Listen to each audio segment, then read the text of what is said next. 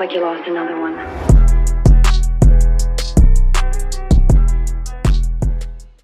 What's going on YouTube, man? I'm your host, Big Money Pal, and this is Big Money Boxing. So, man, what we gonna talk about today is leading up to Tyson Fury versus Anthony Joshua. I'm gonna break down what Joshua needs to do in order to be victorious over Tyson Fury. Alright? The first thing what he needs to do is this. He needs to make sure his mental is intact. The reason why I say that is because Tyson Fury, man, he's gonna come with a onslaught of wisecracks, of jokes, of bickering, of all type of things, man, to get inside Anthony Joshua's head to throw his game plan off on the day of the fight. You dig? And Tyson Fury is pretty good at that too, man. He's pretty, out of all the trash talkers or shit talkers in boxing history. He top 10, maybe top 15 in that thing, man, because he does stuff, man. He put on a costume and all type of craziness, man. Like, and that stuff will probably get under that man's skin and throw his whole game plan off when it comes to the fight. All right, so that's one. Two, what he needs to do in order to beat Tyson Fury. Anthony Joshua needs to utilize that jab, educate that jab. Utilize that jab. And the reason why I say educate that jab, because he got to throw his jab in different variations, different speeds, throw that jab from different angles. You dig? And then he just can't just throw single jabs. He can throw the single jab, but he also has to double that jab up. You know what I'm saying? And throw that jab in different cadences as well. You dig? And then instead of just trying to head hunt with the jab, because Tyson Fury is very elusive, you know what I'm saying, on with the upper body movement. He need to throw his jab to the chest of Tyson Fury, to the belly, to the stomach, a up jab, a down jab. He needs to educate that jab more in order to beat a Tyson Fury. And then he needs to use his jab to throw off the rhythm of Tyson Fury, because Tyson Fury fights at a decent but awkward rhythm. You know what I'm saying? And Tyson Fury does a lot of feints. He does 2-3 feints back in a row before he even throw a punch. So when Tyson Fury's throwing those 2-3 feints in a row or whatever, he needs to jab him, capitalize on that moment, jab him. Even if he missed, you know what I'm saying? Throw that jab out there and then cut an angle. You know what I'm saying? Move laterally, move left, move right, and then throw that jab to the body. You know what I'm saying? Double that jab up. All right, that jab is gonna set up the major combinations to get Tyson Fury hurt or to land the big shots on Tyson Fury. All right, but before he start trying to throw that jab at the face, he need to throw that jab at the body, to the shoulders, to the chest of Tyson Fury. Two, what he needs to do, he needs to cut angles. You dig? He needs to cut angles.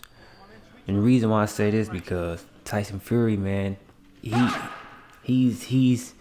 a good boxer, but there's really no special effects to him though. You dig? Like, ain't really no too many special effects to him, and he's so big. And I think that Anthony Joshua has the speed, you know what I'm saying, the footwork to capitalize on how big he is, you know what I'm saying, because Tyson Fury, his movements is not as elusive with the feet as it is with the body, with the upper body movement. If you understand what I'm saying, to give you a breakdown on what I'm saying is Canelo, his upper body movement is crazy.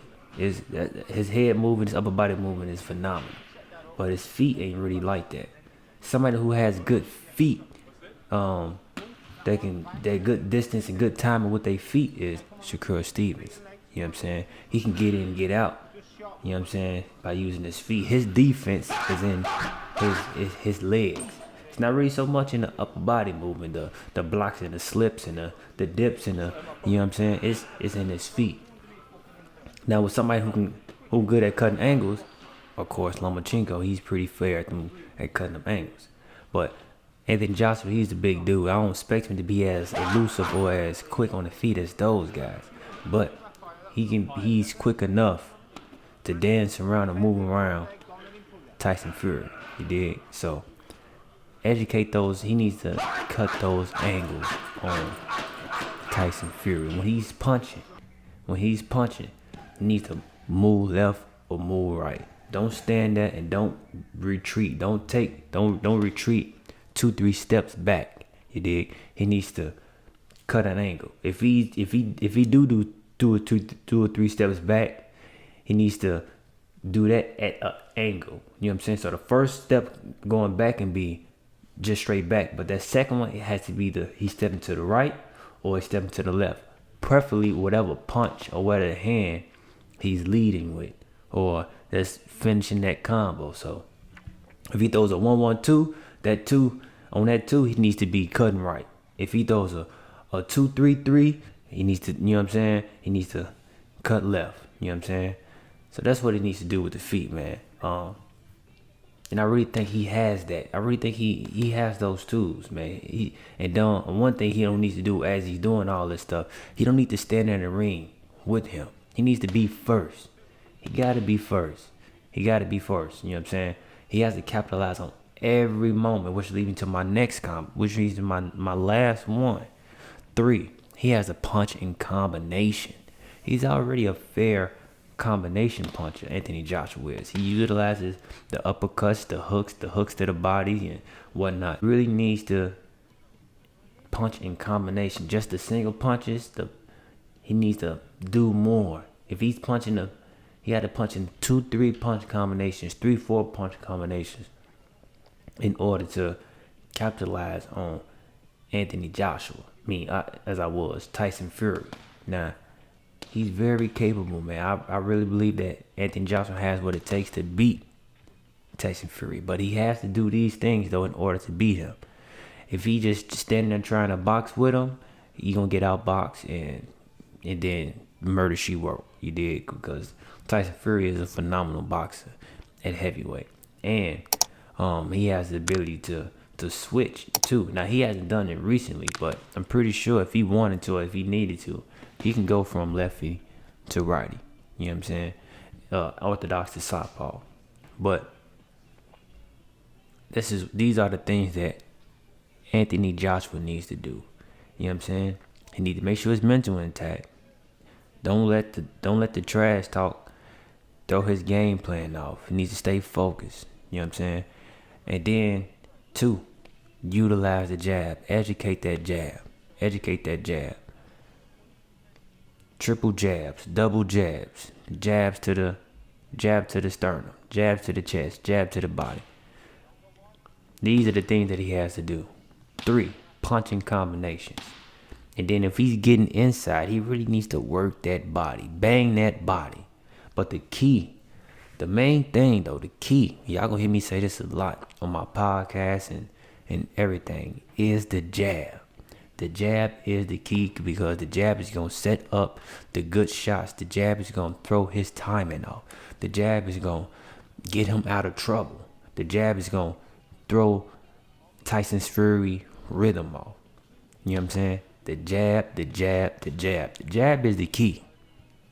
That's the foundation. And everything else is the icing on the cake. You dig? So these are the things, man, that Anthony Joshua needs to do in order to be victorious over Tyson Fury. This is going to be a good fight, man. I'm really happy that this fight is happening. You know what I'm saying? I'm really glad that this fight is happening, because now we can have an undisputed heavyweight champion. And 2 champions are fighting in their prime. They're not outside of their prime. They fighting in their prime. Tyson Fury is a phenomenal boxer. Smart too, and he can make adjustments.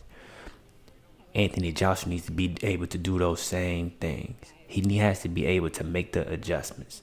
When Tyson Fury make his adjustment, he got to make his adjustments on a moment's notice. You dig? He got to make that adjustment. It's that offense, man. He work on offense quite a lot. And ain't nothing wrong with that, man. You know, our offense can be a good defense, but he needs to emphasize on that defense.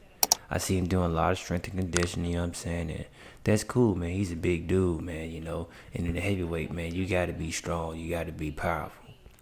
But I want to see him work on defense, man. Defense, blocking, slipping, using his feet as maintaining a distance, you know what I'm saying? And just doing those things, man. The little things, the basics, the foundation, where you started from. Ain't nothing wrong with, man, you know, once you make it to the pinnacle, you the top of the world, or you heavyweight champion and unified champion, and you have accomplished X, Y, and Z. Ain't nothing wrong with going back to the basics, man, and working on the basics, working on the foundations, working on the things that got you to where you are now. You know what I'm saying? The only thing you can continue to do is build, build, build. Now, he has gotten better. He has gotten a lot better since his loss from Andy Ruiz.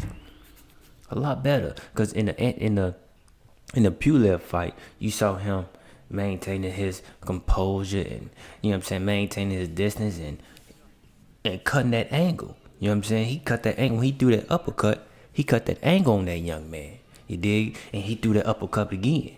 You know what I'm saying? And we haven't really seen too many big dudes, especially a big dude like Anthony Joshua, do that type of stuff, man. It's usually the guys in the lower weight classes that does those type of things, man. But it was phenomenal, and it was a great thing to see from the young man, from the champ, Anthony Joshua. You did. So, but I want to see the young man work on that defense.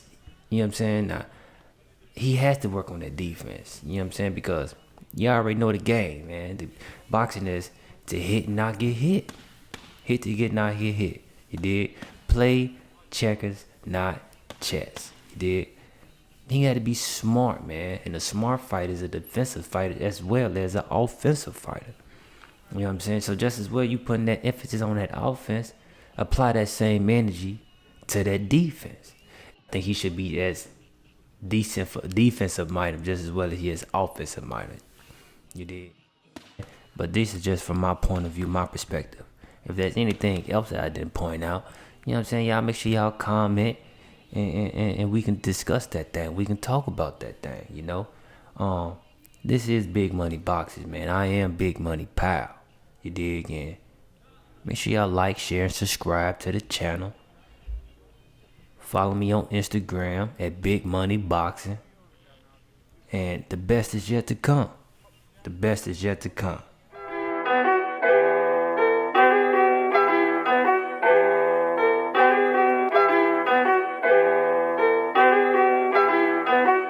Looks like you lost another one.